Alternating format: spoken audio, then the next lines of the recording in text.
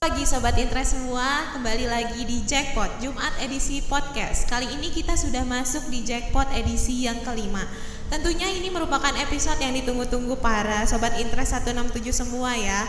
Nah, di Jackpot edisi yang kelima ini tentunya akan ada isu yang kita bahas. Nah, ini merupakan topik hangat di kalangan para satuan kerja mungkin ya, yaitu terkait langkah-langkah penghematan anggaran belanja perjalanan dinas Kementerian Lembaga tahun anggaran 2024. Tentunya di Jackpot kali ini saya tidak sendiri, saya kedatangan narasumber yang luar biasa sekali, yaitu Kepala KPPN Sanggau, Bapak Agustinus Prasetyo. Selamat datang Bapak. Terima kasih. Bagaimana kabarnya Pak hari ini? Baik Kak Tania, sehat-sehat. Gimana Kak Tania kabarnya? Alhamdulillah saya juga baik Pak. Terima kasih sudah meluangkan waktunya di tengah kesibukan pagi hari ini. Ya. Baik, selain Bapak Agustinus Prasetyo, kita juga di episode kali ini secara khusus mengundang Bendahara KPPN Sanggau yang tentunya juga sangat relate ya dengan Bapak Ibu Satuan Kerja pemirsa semuanya. Langsung saja Mbak Sabrina, apa kabarnya? Alhamdulillah sehat Mbak Tania. Alhamdulillah, terima kasih banyak Mbak Sabrina sudah meluangkan waktunya di tengah segala kesibukan di akhir tahun ini ya Mbak Sabrina ya. Siap, sama-sama Mbak Tania. Oke, mungkin tanpa berlama-lama kita nggak usah banyak basa-basi ya Pak Agus ya, langsung saja. Ini merupakan topik yang hangat diperbincangkan ini belakangan ini terkait telah terbitnya Surat Menteri Keuangan nomor 1023 tahun 2024 tentang langkah-langkah penghematan anggaran belanja perjalanan dinas Kementerian Lembaga tahun anggaran 2024.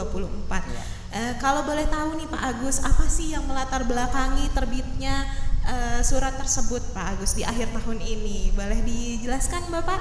Baik Kak Tania, ya pemirsa sekalian yang budiman, memang pada akhir tahun anggaran ini kita ada beberapa perubahan ya. Ini tentunya juga karena sesuai dengan arahan Bapak Presiden Prabowo Subianto dalam sidang kabinet pada bulan Oktober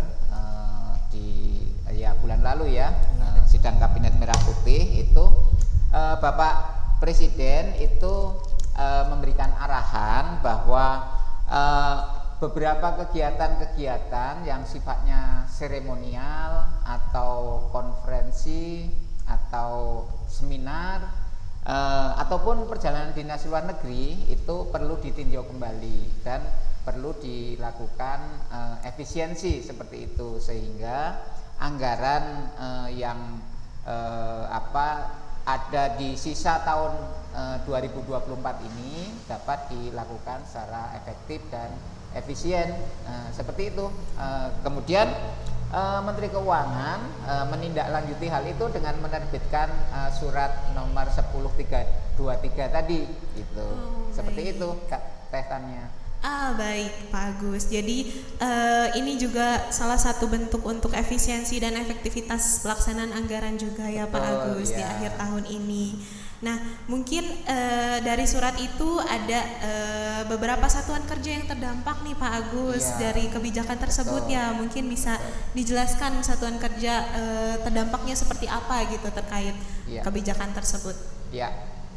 Jadi dengan terbitnya Surat Menteri Keuangan nomor 1023 tadi itu seluruh menteri, ketua lembaga itu perlu melakukan penghematan atas belanja perjalanan dinas yang menjadi sisa anggaran untuk kegiatan yang belum dilaksanakan setelah tanggal 7 November gitu. Jadi kegiatan-kegiatan perjalanan dinas sampai dengan tanggal 7 November itu tetap akan dibayarkan gitu. Namun kemudian perlu dilakukan penghematan atas sisa alokasi anggaran dalam DIPA-nya yang belum direalisasikan sejak tanggal 8 November sampai dengan 31 Desember. Nah, itu akan dilakukan penghematan 50% begitu ya Mbak Sabrina ya. Iya betul Pak Agus dan Pak Tania. Jadi memang kalau dari sisi kami Satker ya Pak Agus ya, Iya. kita katakan bahwa memang dengan adanya pengurangan 50% tadi tentunya selain dampak dari kita harus melakukan revisi, tentunya juga ada perubahan rencana kegiatan karena kita Iya. di KPPN sendiri ya juga menyusun rencana kegiatan terkait dengan pembinaan Satker maupun hal lain-lain. Makanya perlu dilakukan perubahan kembali. Mungkin itu Pak Agus Iya, ya Pak. jadi memang betul satuan kerja perlu melihat kembali kegiatan-kegiatan apa yang kira-kira bisa dilakukan penghematan yang melibatkan anggaran dari perjalanan dinas. Nah, ini dikecualikan bagi satuan kerja yang memiliki tugas dan fungsi utama itu memerlukan perjalanan dinas gitu. Jadi tidak semua perjalanan dinas langsung dipotong 50%, tetapi ada pengecualian gitu. Oh, iya. Ya, seperti itu. Jadi ada beberapa yang dikecualikan ya Pak Agus Iya. ya, yaitu yang mencangkup tusinya satuan kerja itu sendiri ya Pak Betul. Agus. Mungkin bisa dijelaskan lebih dalam Pak Agus apa saja ini yang bisa dikecualikan dari penghematan belanja perjalanan dinas tersebut. Baik Teh Tania, Mbak Sabrina juga ya, untuk penghematan tadi yang dikecualikan adalah seperti kegiatan penyuluhan. Nah, penyuluhan pertanian, penyuluhan agama, kemudian untuk atase luar negeri. Nah, seperti itu karena memang tusi satuan kerja tersebut harus didukung dengan perjalanan dinas gitu. Nah, kalau dilihat dari akunnya itu akun 524111 misalnya, Oke. atau akun 524211 atau juga akun 524212. Nah, seperti itu kalau di dalam alokasi anggarannya di dalam POK atau di dalam DIPA-nya. Tapi itu tadi masih bisa petakan juga. Nah, karena sebenarnya ini Mbak Tania sama Mbak Sabrina juga pemirsa sekalian, bahwa target penghematan itu dihitung per kementerian lembaga gitu. Jadi targetnya itu untuk kementerian lembaga secara nasional itu sebesar 4,96 triliun gitu. Okay. Nah, itu nanti dibagi pada kementerian lembaga. Nah, kemudian ke bawah lagi secara struktural itu di eselon 1-nya itu juga mungkin dipetakan mana kegiatan-kegiatan yang bisa dilakukan penghematan, mana yang harus tetap ada perjalanan dinasnya. Mungkin seperti itu. Oh iya, baik Pak Agus. Jadi selain yang dikecualikan itu, para satuan kerja harus menghold dulu ya ibaratnya ya Pak Ya, Agus ya. Selain betul. yang sudah dikecualikan, jadi satuan kerja harus menghold dulu kegiatan perjalanan dinasnya ataupun pembayaran terkait perjalanan dinas ini tersebut ya Pak Agus ya. Iya. Nah, caranya itu untuk itu tetap bisa diajukan tentunya Pak Agus ya. Cuma ada beberapa mekanisme yang harus dilakukan terlebih dahulu. Betul. Baru satuan kerja bisa untuk mengajukan lagi SPM yang ada unsur perjalanan dinasnya ya. Mungkin Mbak Sabrina bisa dijelaskan sedikit gitu apa aja nih yang perlu dilakukan oleh satuan kerja, khususnya Mbak Sabrina sebagai satuan kerja ya, apa aja dulu langkah-langkah yang perlu dilakukan oleh satuan kerja terkait adanya peraturan seperti ini gitu atau surat kebijakan seperti ini. Oke, baik, mungkin untuk Mbak Tania, Pak Agus dan teman-teman yang menyaksikan ya. Jadi sebetulnya untuk mekanisme itu tidak ada yang berubah secara signifikan. Jadi tetap kita mengajukan namanya revisi DIPA yang tentunya saya yakin teman-teman bendahara semuanya juga sudah biasa melakukan revisi DIPA ya Mbak Tania dan Pak Agus. Cuman memang hanya saja ada beberapa poin yang perlu diperhatikan, perlu menjadi perhatian, yaitu ketika melakukan revisi DIPA, kalau di kami ya Pak ya, di kami lagi di saya juga ada namanya belanja redesign. Mungkin Pak Agus juga tidak asing juga, Mbak Tania juga. Nah di situ Bapak Ibu ada tulisan pagu blokir. Nah, mungkin teman-teman bendahara lebih paham nih Mbak Tania dengan yang saya sampaikan ya. Ketika ada pagu blokir, ada mengisi alasan. Nah di situ bisa diisi dengan poin A, yaitu karena adanya perubahan kebijakan lainnya seperti itu.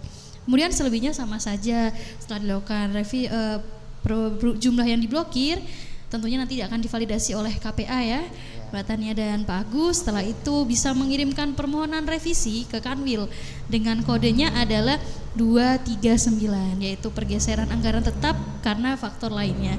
Jadi itu yang harus diperhatikan ya Mbak Tania dan Pak Agus, bahwa kode revisi tidak boleh salah 239, karena nanti kalau salah tentunya akan mengurangi nilai IKPA revisi di Pak Satker tersebut, Pak Agus dan Mbak Tania. Mungkin seperti itu. Iya. Baik, mungkin dari Pak Agus ada yang mau ditambahkan yang belum sempat terjawab? Iya, sedikit mungkin Teh Tania.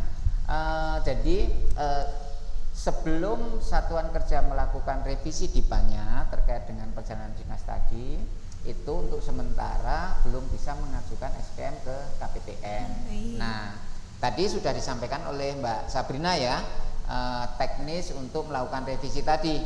Nah, apabila Satuan Kerja sudah menyelesaikan revisinya, surat persetujuan revisi tadi setelah diterima oleh Satuan Kerja dan KPPN itu sebagai lampiran di dalam pengajuan SPM lagi untuk perjalanan dinas ke KPPN seperti itu. Ya. Seperti itu. Oh, jadi setelah Satker melakukan revisi baru nih Satker bisa mengajukan kembali SPM yang ada unsur perjalanan dinasnya ya, baik LS maupun GUP itu ya, Pak Agus dan Mbak Sabrina, betul? Ya, betul. Ya, namun juga ada satu lagi mungkin Mbak Sabrina ya, mungkin nanti ditambahkan Mbak Sabrina, terkait tadi kan ada Satuan Kerja atau kementerian lembaga yang dia dikecualikan tadi ya. Oke. Ya, yang dikecualikan tadi itu mungkin tidak mengajukan revisi, tetapi dari eselon 1-nya ada surat yang menyatakan betul. Bahwa Satuan Kerja tersebut penghematannya 0 targetnya itu tetap bisa mengajukan ke KPPN, namun dilampiri dengan surat tadi dan pengantar dari kepala Satuan Kerja tadi ke KPPN. Begitu ya Mbak Sabrina ya? Iya betul Pak Agus, karena memang kebijakan 50% penghematan ini merupakan sesuatu yang sangat dinamis sekali Pak Agus, apalagi ini mungkin terbit di tengah akhir tahun anggaran yang mana memang luar biasa sekali ya Pak Agus untuk menutup akhir tahun anggaran. Ada LLAT yang pasti Bapak Ibu juga sudah tidak asing terkait LLAT. Jadi memang jangan lupa tadi ya Bapak Ibu, memang surat tadi itu sesuatu yang memang penting dan harus dilampirkan. Ketika kalau yang tadi revisi DIPA tadi Pak Agus, untuk surat pengesahannya Bapak Ibu pun sudah bisa ambil di sakti masing-masing Bapak Ibu. Itu betul sekali Pak Agus. Oke, jadi poin penting sekali nih yang perlu Bapak Ibu Satker khususnya Mitra KPPN Sanggau untuk diperhatikan, yaitu silahkan untuk melakukan revisi jika memang ada yang terblokir atau ada yang harus diblokir, dan arahan dari eselon 1-nya silahkan untuk melakukan revisi ke Kanwil DJPB Kalimantan Barat. Setelah itu saat sudah terbit surat revisinya, pengesahan atas revisi Bapak Ibu bisa mengajukan kembali SPM LS-nya, baik LS maupun melalui GUP ya Pak ya. Betul sekali Mbak Tania. Dengan melampirkan yang pertama surat pengesahan dari Kanwilnya, tentunya juga bisa dilampirkan juga surat dari eselon 1-nya, dan juga silakan ditambahkan dengan surat pengantar dari KPA Satker ke KPPN. Betul ya Pak Agus dan Mbak Sabrina ya? Iya betul. Oke, sebelum kita mengakhiri, apakah ada lagi nih Pak Agus info penting yang harus para pemirsa ini dengarkan gitu, info penting lainnya? Oh iya, mungkin satu lagi nih Tania. Jadi setelah dilakukan penghematan tadi, diblokir 50% tadi, Satuan Kerja itu tetap bisa melakukan penggunaan belanja perjalanan dinas dalam hal memang itu sangat penting, dan untuk membuktikan hal tersebut perlu dilakukan penyampaian surat dispensasi dari Menteri Ketua Lembaga itu kepada Menteri Keuangan. Nah, nanti setelah terbit surat dispensasi dari Menteri Keuangan, itu bisa dilakukan penggunaan kembali dari dana yang tadi dilakukan penghematan tadi. Gitu. Seperti itu Teh Tania. Oh baik Pak Agus, itu tentunya informasi yang luar biasa ya untuk para satuan kerja. Jadi jika ada hal yang memang sudah mendesak dan memang tidak ada cara lain, bisa dilakukan dispensasi ya Pak Agus ya, disediakan cara untuk melakukan dispensasi dengan yang tadi sudah disampaikan oleh Pak Agus. Mungkin ada informasi lagi yang terlewat Mbak Sabrina yang bisa disampaikan?